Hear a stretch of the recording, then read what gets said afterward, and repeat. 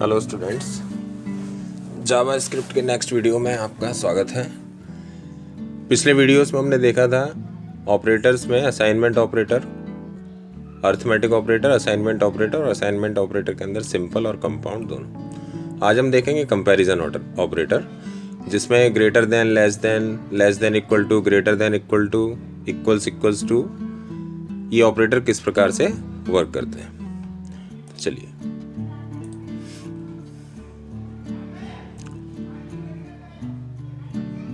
यहाँ पर हम ए की और बी की कुछ वैल्यू दे रहे हैं और हम यहाँ पर इसको चेक करवाते हैं।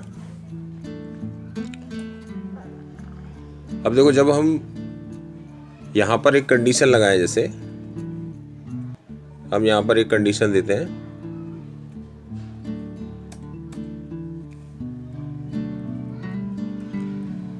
ए इक्वल टू बी, तो क्या ये कंडीशन सही है या गलत? तो इसका रिजल्ट ब्राउजर में क्या आएगा? इसका रिजल्ट ब्राउजर में ट्रू या फॉल्स आएगा, है ना। जब हम इस प्रकार से कंडीशन देंगे तब तो ऐसा रिजल्ट देखने, जो लॉजिकल रिजल्ट होते हैं वो देखने के लिए आपको ब्राउजर में कंसोल ओपन करना पड़ेगा। कंसोल ओपन करना मैंने आपको बताया, किस प्रकार से आप कंसोल ओपन करते हैं वो आपको ओपन करना पड़ेगा। और कंसोल पर आउटपुट भेजने के लिए यहाँ पर आपको अब लिखना होगा कंसोल डॉट लॉग, ब्रैकेट में आप क्या रिजल्ट चाहते हैं। तो हम ये जो कंडीशन यहां लिख रहे थे, ये कंडीशन अब हम इसके अंदर लिखेंगे। हम चेक कराना चाह रहे हैं कि ए इक्वल्स टू बी, यानी ए इक्वल है बी के या नहीं, ए और बी की वैल्यू इक्वल है कि नहीं, ये हमें चेक करना है। हम इसको सेव करते हैं और यहाँ रिफ्रेश करते हैं तो देखो कुछ भी नहीं आएगा। तो हमें क्या करना है? कंसोल ओपन करना है। कंसोल ओपन करने के लिए आप क्या करते हैं? इंस्पेक्ट में जाते हैं,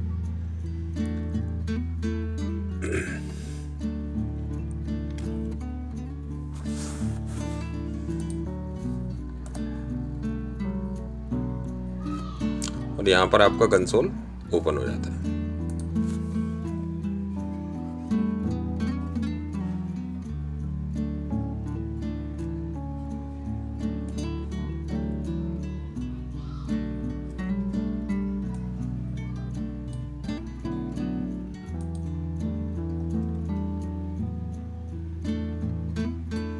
देखिए यहाँ पर रिजल्ट आ गया फॉल्स। ठीक है,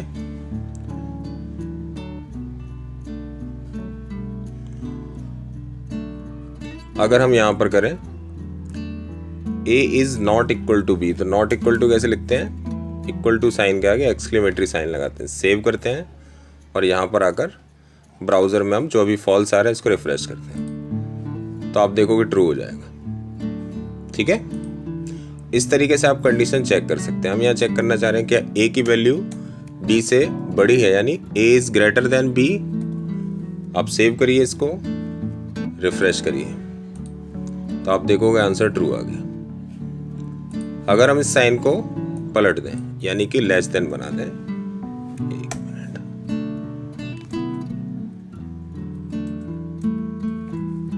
और सेव करें और फिर चेक करें ब्राउजर पे, तो फॉल्स आ जाएगा। तो समझ में आया? जो कंपैरिजन ऑपरेटर है वो वेरिएबल्स की वैल्यू को आपस में कंपेयर कराते हैं कि वो उससे बड़ी है या छोटी है, या बराबर है कि बराबर नहीं है। तो ये सारी चीज़ें करने के लिए हम इनका यूज़ करते हैं। अब इनका यूज़ कैसे करेंगे हम प्रोग्राम्स वगैरह में? तो हम जब कंडीशन बनाएंगे कोई, उसमें इनका यूज़ करते हैं। जैसे मैं आपको एक एग्जांपल बताता हूँ। यहाँ पर हम एक प्रोग्राम बनाते हैं इफ़ को लेकर।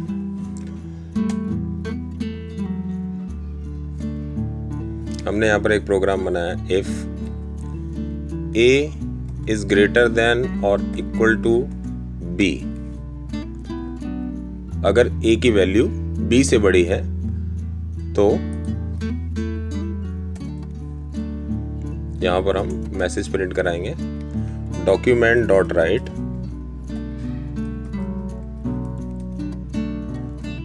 एक स्टेटमेंट देंगे, दिस इज ट्रू। कोई भी मैसेज दे सकते हो आप। इसके बाद यहाँ सेमीकोलन और नीचे भी सेमीकोलन। सेव करते हैं इसको और रिफ्रेश करते हैं, तो आंसर आ गया दिस इज ट्रू। क्योंकि ए की वैल्यू, हमने कंडीशन क्या लगाई थी, अगर ए की वैल्यू बी से बड़ी या उसके बराबर हो तो ये मैसेज प्रिंट हो जाए, और अगर नहीं होती तो नहीं होता। मान लो हम यहाँ इसकी वैल्यू कर देते हैं 33, सेव करते हैं और रिफ्रेश कराते हैं, तो देखो कोई भी मैसेज नहीं आया, क्योंकि हमने कंडीशन क्या लगा रखी, मैसेज तभी प्रिंट होगा जब ए की वैल्यू बी से बड़ी होगी या फिर उसके इक्वल होगी। तो इस तरीके से कंपैरिजन ऑपरेटर का हम यूज़ करते हैं। आगे भी हम इफ एल्स इफ का प्रोग्राम बनाएंगे, स्विच केस बनाएंगे, तो वहाँ भी हम कंपैरिजन ऑपरेटर का यूज़ करेंगे। ठीक है, चलो आगे के टॉपिक देखते हैं।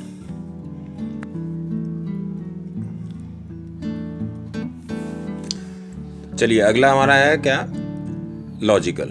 लॉजिकल में आप देख रहे होगे नॉट आ रहा है और आ रहा है। ये जो साइन है आपका 2 बार डॉलर साइन, इसका मतलब होता है एंड, और जो आपके 2 बार पाई का सिंबल है इसका मतलब होता है और। एंड का मतलब होता है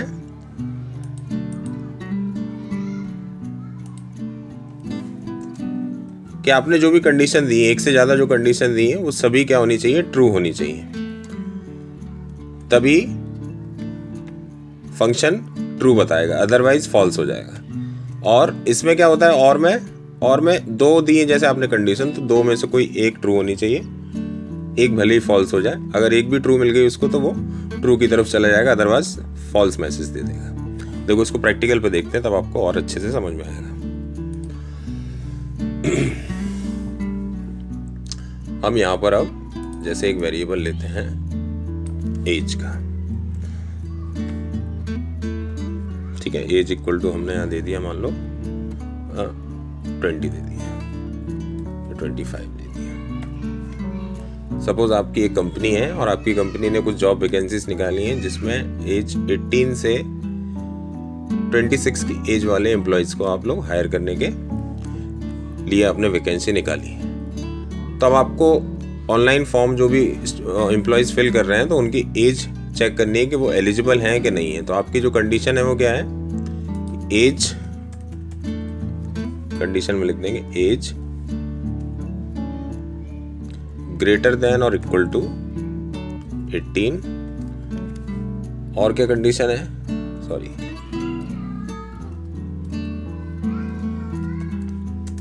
as less than equal to 26।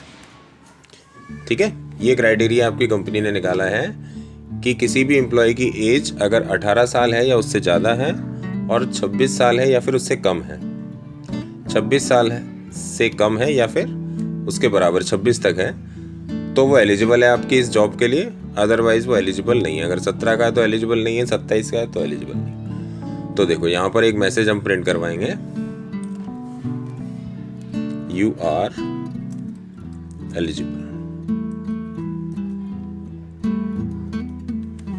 ठीक है, तो हम इसको सेव करते हैं और प्रिंट करते हैं। तो आगे यू आर एलिजिबल, क्यों, क्योंकि एज कितनी थी यहाँ पर 25 थी। हमने कंडीशन चेक करवाई, दोनों ही कंडीशन ट्रू हो गई। तो एंड में क्या होता है, दोनों ट्रू होती है तभी। मान लो हमने यहाँ पर क्या कर दिया, 27 कर दिया। अब एक कंडीशन तो मैच हो रही है कि वो 18 साल से ज़्यादा है, लेकिन दूसरी मैच नहीं हो रही, तो इस कंडीशन में रिजल्ट आएगा। सेव करते हैं, रिफ्रेश करते हैं, नहीं आएगा। अगर हम इस जगह पर लगा दें और फिर सेव करें और रिफ्रेश करें, तो देखो यू आर एलिजिबल आ गया। आया समझ में? एंड और का काम क्या है, एंड के लिए क्या चाहिए कि दोनों ही स्टेटमेंट ट्रू होनी चाहिए, तभी वो ट्रू मैसेज देगा। और में क्या चाहिए कि दोनों में से कोई एक भी अगर ट्रू होती है तो वो ट्रू मैसेज आपको दे देगा। ठीक है, देखो और को आप और भी समझ सकते हैं इस तरीके से। अगर हम x और y के फॉर्म में समझाएं, यहाँ पर हम लिख देते हैं x की वैल्यू 5, एक वेरिएबल और बना देते हैं, y इक्वल टू लिख देते हैं 10, और यहाँ पर अब कंडीशन दे देते हैं x इक्वल टू 5 और y इक्वल टू 10। अभी हम इसको सेव करते हैं और चलेगा। यहाँ पर हम एंड का साइन लगाते हैं तब भी चल जाएगा क्योंकि दोनों ही ट्रू हैं इस समय। सेव करते हैं, मैसेज चेंज कर देते हैं।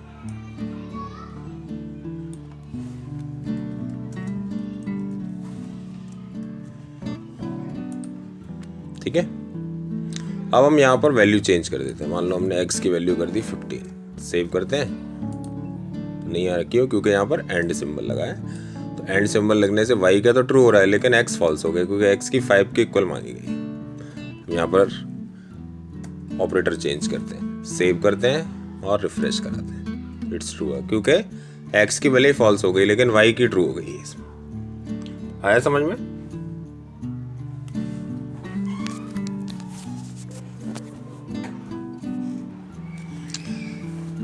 अभी तक आपने जितने भी प्रोग्राम देखे इफ़ वाले, उसमें आप देख रहे हो कि जब ट्रू मैसेज आ रहा है तो वहाँ स्क्रीन पर कुछ डिस्प्ले हो रहा है, लेकिन अगर फॉल्स हो जाता है तो स्क्रीन पर डिस्प्ले कुछ नहीं होता, वाइट हो जाती है स्क्रीन। अब हम फंक्शन इसमें इफ़ के साथ एल्स का यूज़ करते हैं। एल्स का यूज़ किया जाता है, एल्स यूज़ किया जाता है फॉल्स स्टेटमेंट आने पर, फॉल्स कंडीशन हो जाने पर भी एक मैसेज प्रिंट कराना। अभी तो सिर्फ ट्रू के लिए प्रिंट करा रहे हो, अगर फॉल्स हो तब क्या करना है तो हम इसी में लगा देते हैं। यहाँ पर अब हम सिंपल लगाते हैं, एक वेरिएबल हटा देते हैं हम और यहाँ पर कोई कंडीशन देंगे। मान लो हमने कंडीशन दे दी x ग्रेटर देन और इक्वल टू 12।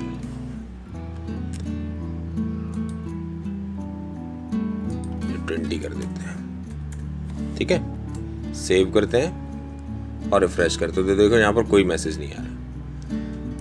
यहाँ पर ट्रू मैसेज आना चाहिए। ट्रू में मैसेज डाल देते हैं वेरी गुड, कंडीशन मैच्ड। और फॉल्स में डाल देते हैं। यहाँ पर फॉल्स मैसेज कैसे डालोगे तो फॉल्स मैसेज डालने के लिए देखो यहाँ पर ये ट्रू के लिए करली ब्रैकेट यहाँ ओपन किया, यहाँ पर कॉलन सेमी कॉलन लगाया, यहाँ पर ये टर्मिनेट हो गया। तो सेमी कॉलन से पहले ही लिखते हैं एल्स और फिर से करली ब्रैकेट बनाते हैं, एंटर करते हैं। यहाँ पर फिर से आपको एक डॉक्यूमेंट डॉट राइट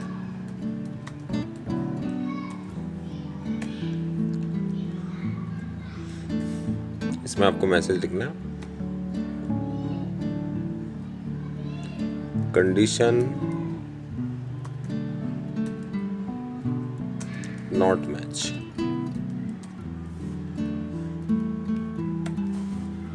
सेव करते हैं और रिफ्रेश करते हैं, कंडीशन नॉट मैच। अब फॉल्स मैसेज आ रहा है। अगर यहाँ ट्रू कर दें तो ट्रू हो जाएगा। देखो यहाँ पर हम x की वैल्यू को चेंज कर देते हैं, 21 कर देते हैं, सेव करते हैं और रिफ्रेश करते हैं तो आ गया message very good condition matched. और अगर हम यहाँ पर फॉल्स करते हैं तो फॉल्स मैसेज आ जाएगा कंडीशन नॉट मैच। तो आपको अब क्या क्या समझ में आ गया? आपको अर्थमेटिक ऑपरेटर आ गए, असाइनमेंट ऑपरेटर आ गए, कंपैरिजन ऑपरेटर आ गए, लॉजिकल ऑपरेटर आ गए आपको। अब आपके कंडीशनल बचे हैं और इसके साथ साथ आपको क्या क्या आ गया? इफ़ कंडीशन के साथ प्रोग्राम बनाना आ गया, इफ़ एल्स के साथ प्रोग्राम बनाना आ गया। अभी हम आगे देखेंगे इफ़ एल्स इफ़ के साथ कैसे बनाते हैं और स्विच केसेस में प्रोग्राम कैसे बनाते हैं और कंडीशनल ऑपरेटर को देखें। ठीक है, चलो तो फिर आगे देखते हैं हम। देखो हमने अब क्या क्या सीख लिया है।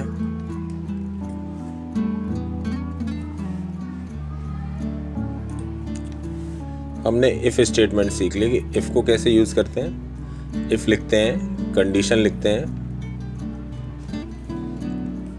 कंडीशन लिखने के बाद करली ब्रैकेट्स में एक स्टेटमेंट लिखते हैं। स्टेटमेंट यानी जो भी आपको मैसेज देना होता है वो आप लिख देते हैं। ठीक है, और यहाँ पर इसको क्लोज कर दे। तो आपने ये सीख लिया। इसके बाद आपने सीख लिया, ये था सिर्फ ट्रू मैसेज, एक मैसेज सिंगल मैसेज प्रिंट करने के लिए। इसके बाद आपने सीखा इफ़ एल्स। इफ़ एल्स कैसे यूज़ किया है यहाँ पर मैं इसलिए लिख रहा हूँ कि आप लोग एग्ज़ाम में अगर आता है तो स्टेटमेंट लिख सकते हैं। इफ़ एल्स को कैसे यूज़ करते हैं तो आप लिखते हैं सबसे पहले इफ़, फिर लिखते हैं कंडीशन पैरेंथेसिस में, कंडीशन लिखने के बाद आप कर्ली ब्रैकेट में स्टेटमेंट लिखते हैं, स्टेटमेंट लिखने के बाद कर्ली बंद करते हैं, फिर लिखते हैं एल्स। अगर कंडीशन ट्रू नहीं होती है तो एल्स वाला मैसेज डिस्प्ले होता है। यहाँ पर स्टेटमेंट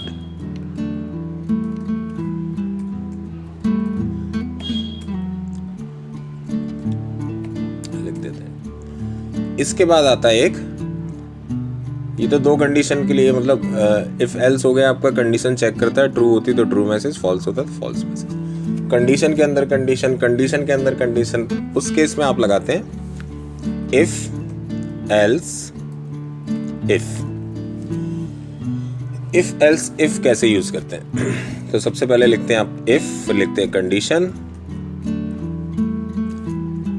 कंडीशन चेक होती है, उसके बाद स्टेटमेंट आता है। अगर ट्रू हो गया तो यही स्टेटमेंट आ जाएगा। अगर ये ट्रू नहीं हुआ तो फिर एल्स इफ और फिर से कंडीशन, एक नई कंडीशन चेक होती है, कंडीशन 2 लिख देते हैं, फिर ये चेक होती है आपकी, इसको चेक करते हो आप। अगर ये सही हो जाती है तो यहीं पर प्रोग्राम आपका स्टेटमेंट प्रिंट कर देगा, और अगर यहाँ भी मैच नहीं होता है तो फिर से एल्स इफ और फिर कंडीशन 3 लगा देते हैं। ऐसे आप कंडीशन बढ़ा सकते हैं जब तक आपका क्राइटेरिया पूरा ना हो जाए तब तक।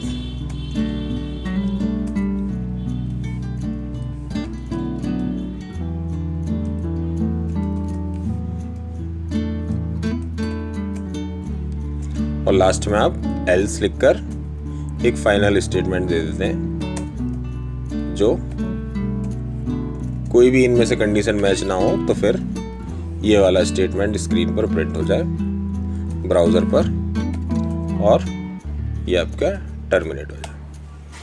ठीक है, तो इसका हम प्रोग्राम देखते हैं इफ एल्स इफ का। तो ऊपर वाले एग्जाम्पल तो मैंने आपको समझा दिए, इफ कंडीशन वाला और इफ एल्स वाला। अब हम देखते हैं इफ एल्स इफ का, और उसके बाद हम देखेंगे जो हमारा लास्ट ऑपरेटर बचा है कंडीशनल, या इसी को क्या बोलते हैं, टर्नरी ऑपरेटर भी बोलते हैं। फिर इसको देखेंगे। ठीक है, चलिए। इफ एल्स इफ के लिए हम एक एग्जाम्पल बनाते हैं।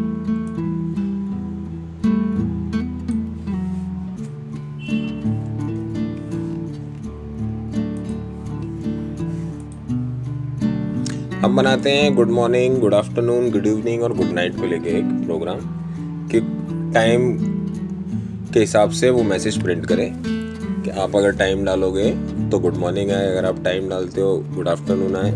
कब गुड आफ्टरनून आना है, कब गुड इवनिंग आना है, कब गुड मॉर्निंग आना है, कब गुड नाइट आना है, इसको लेके एक प्रोग्राम हम बनाते हैं। चलिए, तो सबसे पहले हम वेरिएबल बनाते हैं एक टाइम। टाइम के अंदर अब वही हम कोई भी वैल्यू दे देते हैं। मान लो हमने दे दिया 9 दे दिया। ठीक है, अब हम कंडीशन लगाते हैं इफ टाइम ग्रेटर देन, सुबह रात को 1 बजे के बाद या 12 बजे के बाद, जैसे भी आपको लगाना है आप अपने हिसाब से देख लेना। इसको गुड मॉर्निंग लग जाता है तो हम यहाँ पर एंड लगाते हैं। यहाँ पर हम इक्वल टू का साइन भी चाहो तो आप दे सकते हो। 1 बजे या 1 से ज़्यादा बजने पर क्या आ जाए, गुड मॉर्निंग लेस देन 12।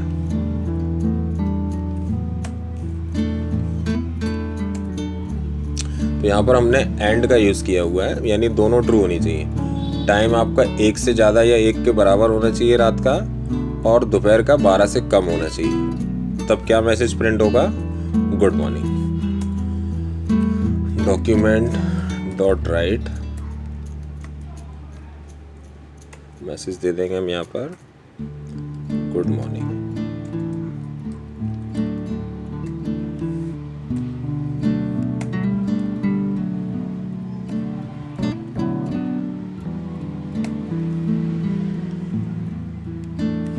ठीक है।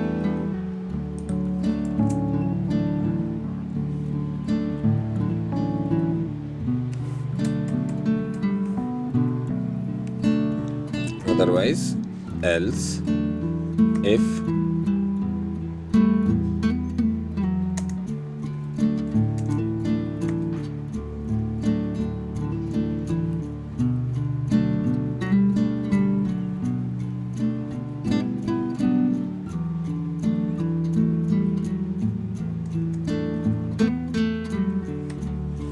कंडीशन, हम इसी को कॉपी कर लेते हैं यहाँ से।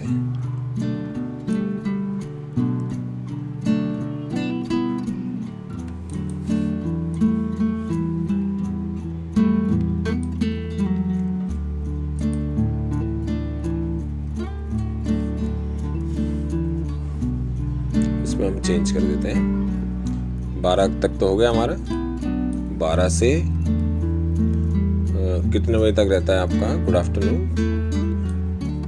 मान लो हमने दे दिया 4 से कम, तो यहाँ पर क्या आ जाएगा? तो यहाँ पर हमने टाइम, यहाँ पर मैसेज चेंज कर देंगे यहाँ पर गुड इवनिंग।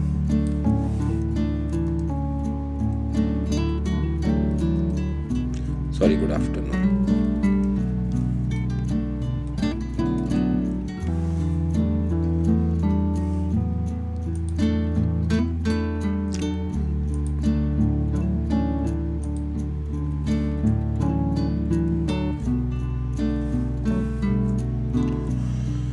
इसको हम पूरा ही ले देते हैं एल्स इफ से।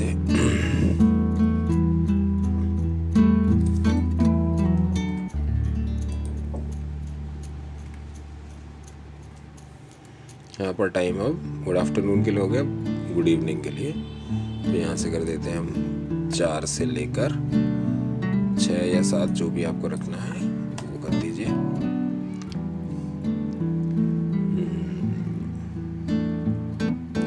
गलती करी है हमने।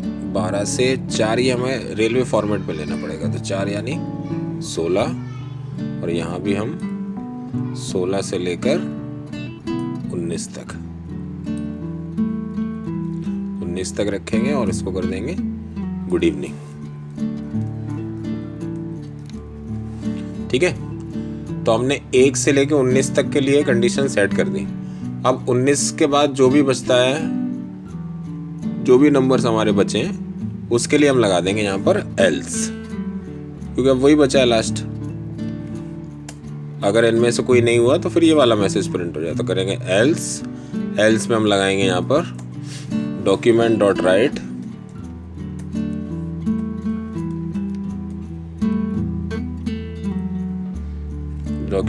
राइट में मैसेज प्रिंट कर देंगे गुड नाइट, और इसको यहाँ पर सेमीकोलन, और यहाँ पर हमारा बंद होगा पूरा इफ एल्स इफ, तो यहाँ पर हम सेमीकोलन लास्ट में दे देंगे। अब इसको करते हैं सेव और कराते हैं चेक। तो गुड मॉर्निंग आ रहा है। गुड मॉर्निंग क्यों आ रहा है? क्योंकि टाइम अभी हमने 9 का दे रखा है। हम यहाँ देते हैं टाइम 13, सेव करते हैं और रिफ्रेश करते हैं, तो देखो गुड आफ्टरनून आ रहा है। अगर हम यहाँ टाइम कर दें 17, सेव करें और रिफ्रेश करें, तो टाइम आ जाएगा गुड इवनिंग।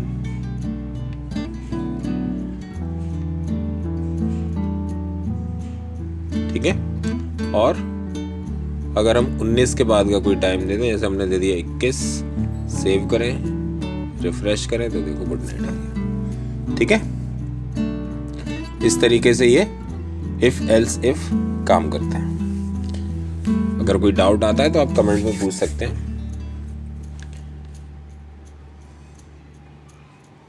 अब इसके बाद हम टर्नरी ऑपरेटर देखते हैं। तो टर्नरी ऑपरेटर कैसे काम करता है?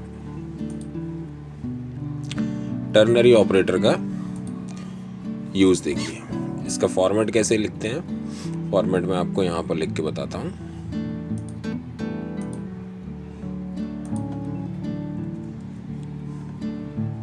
टर्नरी ऑपरेटर का फॉर्मेट इस तरीके से लिखा जाता है। Variable syntax, variable equal to condition question mark statement 1 colon statement 2। ठीक है, और फिर इसको हम रन कराते हैं। चलो देखते हैं इसको किस तरीके से वर्क करना है। यहाँ पर हम एक एग्जांपल लेते हैं।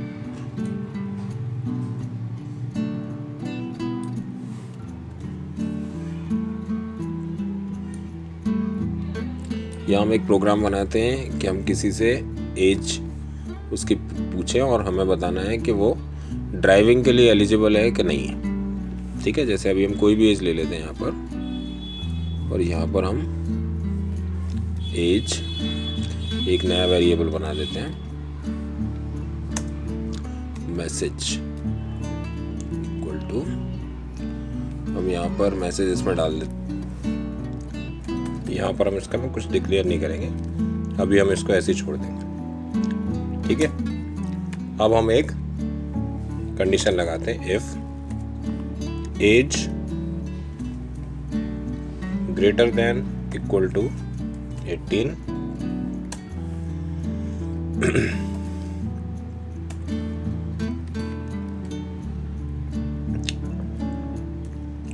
अगर ये मैसेज ट्रू, अगर ये कंडीशन ट्रू हो जाए तो हमने जो वेरिएबल बनाया मैसेज, उसके अंदर एक मैसेज स्टोर हुआ कर यस यू कैन ड्राइव, या एलिजिबल, जो भी आपको लिखना है। एल्स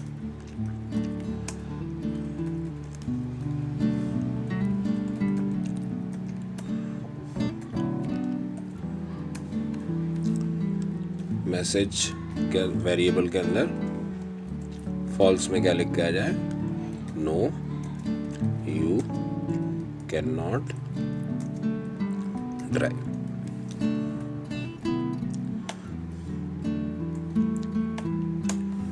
ठीक है, सेव करते हैं और रिफ्रेश करते हैं तो अभी कुछ नहीं आएगा। क्यों?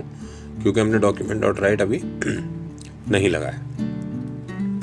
तो यहाँ नीचे हम देंगे डॉक्यूमेंट डॉट राइट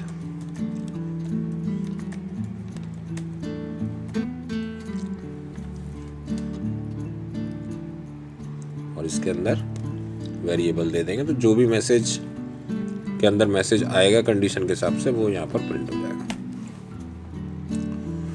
अब करते हैं refresh, yes you can drive आ रहा है क्योंकि हमारी एज क्या लिखी 21, हम यहाँ लिखते हैं 17। सेव करते हैं, चेक करते हैं तो no you can not drive लिख के आ रहा है।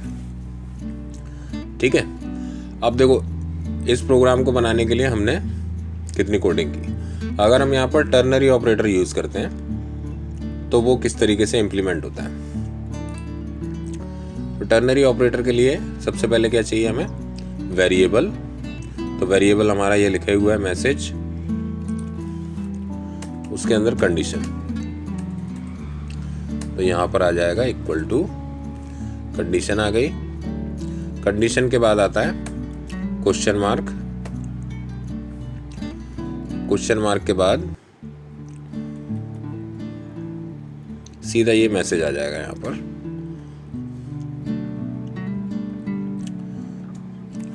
मैसेज के बाद आएगा आपका कॉलन,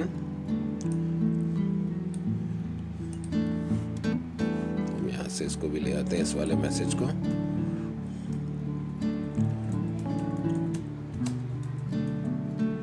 और यहाँ पे आएगा कॉलन, कॉलन के बाद टर्मिनेट हो जाएगा। इसके बाद इसकी ज़रूरत नहीं है। देखो मैं आपको फुल स्क्रीन पे दिखा देता हूँ, इस तरीके से ये आ जाएगा। लास्ट में डॉक्यूमेंट डॉट राइट और मैसेज आ जाएगा, इसके अंदर जो भी मैसेज आएगा इस कंडीशन के हिसाब से वो इसके अंदर आके प्रिंट हो जाएगा। तो देखो इसको करते हैं सेव। पहले हम यहाँ पर एज चेंज करते हैं, अभी no you can not drive लगा, हम लगा दिया फिर से 21। सेव किया इसको और रिफ्रेश किया तो देखो यस यू कैन ड्राइव आ गया। एज कम करते हैं फॉल्स कर मैसेज के लिए, सेव करते हैं तो no you can not drive. तो टर्नरी ऑपरेटर इस तरीके से काम करता है। क्लियर? तब आपके सारे ऑपरेटर क्लियर हो गए। आपका इफ कंप्लीट हो गया, इफ एल्स कंप्लीट हो गया और इफ एल्स इफ कंप्लीट हो गया। अब स्विच केस देखते हैं। स्विच केस क्या होता है? स्विच केस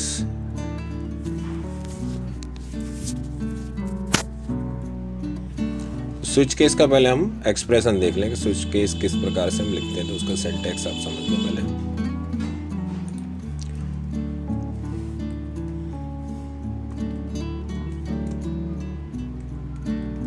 स्विच केस का यूज भी मल्टीपल कंडीशंस के लिए किया जाता है। तो इसको किस तरीके से लिखते हैं हम? सबसे पहले लिखते हैं स्विच, फिर ब्रैकेट में आता है एक्सप्रेशन, उसके बाद कर्ली ब्रैकेट, केस, जो भी केस है आपका, केस 1 है तो स्टेटमेंट,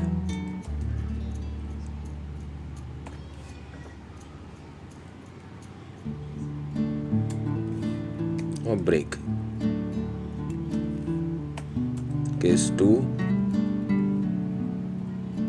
स्टेटमेंट, ब्रेक।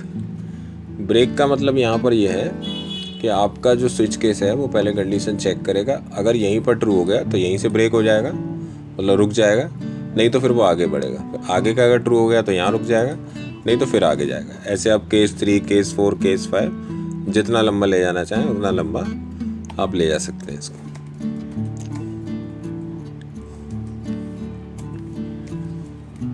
और लास्ट में आप इसमें एल्स, जैसे हम इफ में एल्स का यूज करते हैं, इसमें यूज करते हैं डिफॉल्ट का स्टेटमेंट, उसके बाद कर ली बंद कर देते हैं। ठीक है, और ये इसको हम प्रोग्राम में समझते हैं किस तरीके से इसको यूज करेंगे। हम यहाँ पर एक प्रोग्राम बना रहे हैं कि हम कोई भी वैल्यू पास करें 1 से 7 में, तो उसका वो डे नंबर, डे का नाम बताए। जैसे हम 1 लिखें तो मंडे आ जाए, 2 लिखें तो ट्यूसडे आ जाए, 3 लिखें तो वेडनेसडे आ जाए, 4 लिखें तो थर्सडे, ऐसे वो आ जाए। ठीक है, आइए इसको देखते हैं। सबसे पहले हम यहाँ पर एक वेरिएबल बनाते हैं। हमने यहाँ वेरिएबल बना दिया, मान लो डे नाम से, इक्वल टू, इसमें हमने अभी कोई भी वैल्यू डाल दी। अब हम लिखेंगे स्विच केस, SWITCH स्विच। अब जो भी वैल्यू डे में आई है वो वैल्यू स्विच के पास आ जाए तो कैसे आएगी? यहाँ पर हम वेरिएबल का नाम लिख देंगे, इसके बाद लगाएंगे हम कर्ली,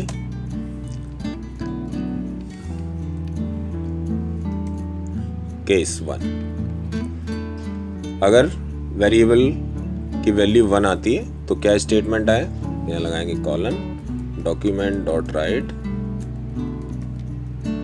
ब्रैकेट, यहाँ आ जाएगा मंडे 1 पे।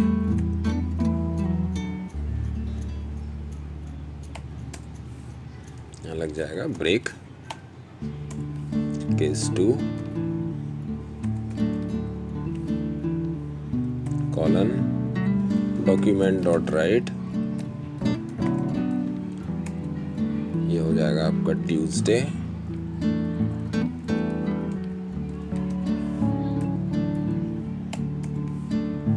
ब्रेक। ऐसे ही हम 7 तक चलेंगे तो हम इसको क्या कर लेते हैं, कॉपी पेस्ट कर लेते हैं, बाद में चेंज कर देंगे। अब हम यहाँ नंबर चेंज कर देते हैं, ये हो जाएगा 3, 4, 5, 6, 7। यहाँ भी डे वैल्यू चेंज कर देते हैं, ट्यूसडे की जगह हो जाएगा यहाँ पर वेडनेसडे, यहाँ हो जाएगा थर्सडे,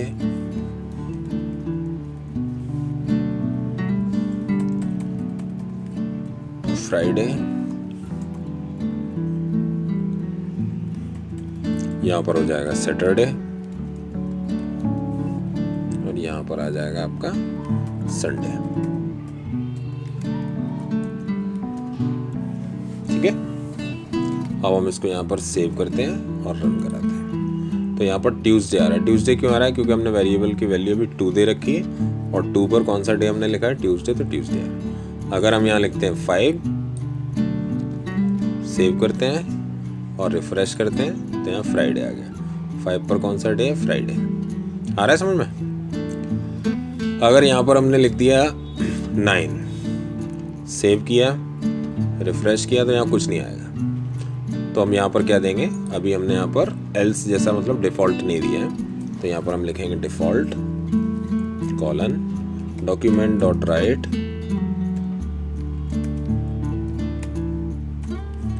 प्लीज एंटर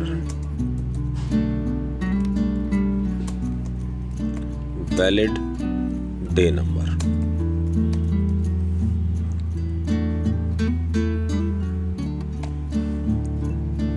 बस इतना करना है हमको। अब हम इसको करते हैं सेव और रिफ्रेश, तो ये आ गया please enter valid day number. आया समझ में?